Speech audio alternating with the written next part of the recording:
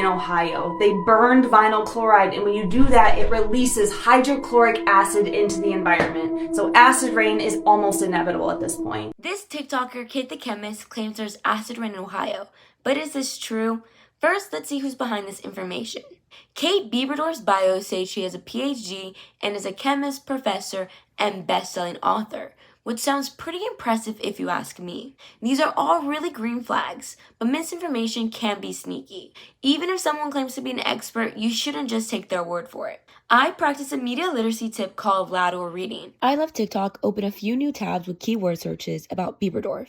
First, I found her on the University of Texas at Austin staff contact page. Next, in another tab, I clicked the news filter to see if anyone's written about her work. Looks like the New York Times ran an article in 2022. Seems legit. Next, I checked out the evidence. I searched for Ohio acid rain, and there's a lot of links on this topic, including social media posts, news articles, and fact checks. If I'm unsure of a particular site or never heard of it, I open a new tab to see what other reputable sources have to say about it. I found this article from USA Today, which fact-checked another social media post about the same claim, that a train derailed in Ohio on February 3rd and that smoke from a resulting fire has caused acid rain in the area.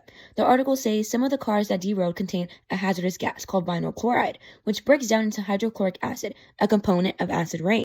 But USA Today interviewed James Lee, a spokesperson for the Ohio Environmental Protection Agency, who said there's been no sign of hydrochloric acid rain in Ohio.